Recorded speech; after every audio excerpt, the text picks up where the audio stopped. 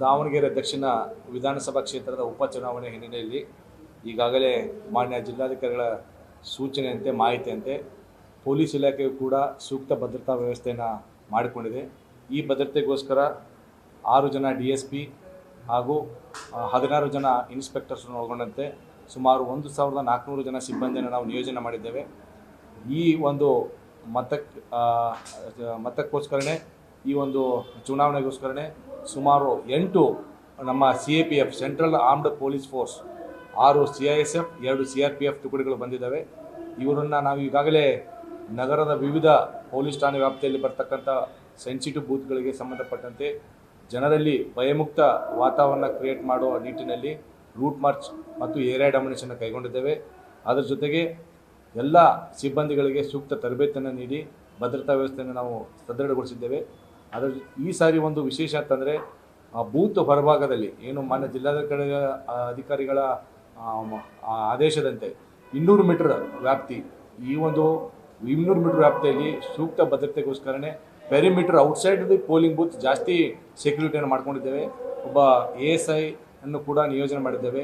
ಅದ್ರ ಜೊತೆಗೆ ಪ್ರತಿಯೊಂದು ಏನು 284 ಪೋಲಿಂಗ್ ಬೂತ್ಗಳು ಬರ್ತವೆ, ಅದರಲ್ಲಿ 72 ಕ್ರಿಟಿಕಲ್ ಬೂತ್ಗಳು ಬರ್ತವೆ. ಟೋಟಲ್ 127 ಲೊಕೇಶನ್ಗಳಲ್ಲಿ ಈ 284 ಪೋಲಿಂಗ್ ಬೂತ್ಗಳು ಬರ್ತಾ ಇದ್ದವು.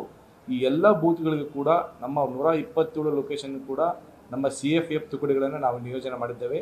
ಅದರ ಜೊತೆಗೆ ಸ್ಟ್ರೈಕಿಂಗ್ ಫೋರ್ಸ್ ಸುಮಾರು 5 KSRP ತುಕಡಿಗಳು ಮತ್ತು 5 DR ತುಕಡಿಗಳನ್ನು ನಾವು ನಿಯೋಜನೆ ಮಾಡಿಕೊಂಡಿದ್ದೇವೆ.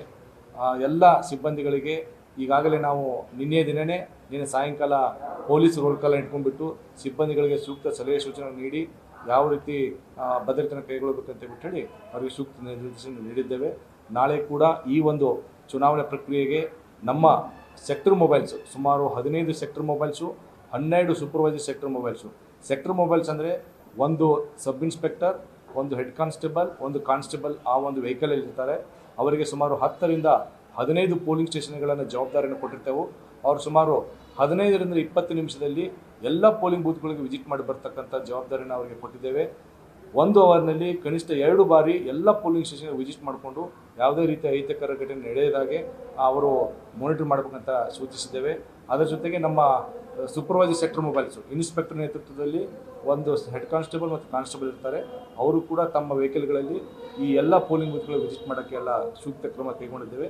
ಅದೇ ರೀತಿ 3 ಜನ DSP ನೇತೃತ್ವದಲ್ಲಿ ಅಸೆಂಬ್ಲಿ ಕಾನ್ಸ್ಟಿಟ್ಯೂನ್ಸಿ ಸೆಕ್ಟರ್ ಮೊಬೈಲ್ಸನ್ನು ಮಾಡಿದ್ದೇವೆ. DSP ಅವರು ನೇತೃತ್ವ ವಹಿಸಿರ್ತಾರೆ. ಅವರು ಕೂಡ ಎಲ್ಲ ಪೋಲಿಂಗ್ ಬೂತ್ಗಳು ವಿಸಿಟ್ ಮಾಡಿ ಯಾವುದೇ ರೀತಿಯ ಅಹಿತಕರ ಘಟನೆ ನಡೆಯದಾಗೆ ಸೂಕ್ತ ಭದ್ರತೆಯನ್ನು ಕೈಗೊಂಡಿದ್ದೆವು. ಆಯ್ದ ಸ್ಥಳಗಳಲ್ಲಿ KSRPಯನ್ನು ನಿಯೋಜನೆ ಮಾಡಿಕೊಂಡು ಹಾಗೂ ನಮ್ಮ ಏನು ಎಲೆಕ್ಷನ್ ಕಮಿಷನ್ ಕೊಟ್ಟಿರ್ತಕ್ಕಂಥ ನಿರ್ದೇಶನಗಳನ್ನು ಪಾಲಿಸುತ್ತಾ ಶಾಂತ ಹಾಗೂ ಭಯಮುಕ್ತ ಚುನಾವಣೆಯನ್ನು ನಡೆಸಲು ನಮ್ಮ ಪೊಲೀಸ್ ಇಲಾಖೆ ಸರ್ವಸನ್ನದ್ಧವಾಗಿದೆ.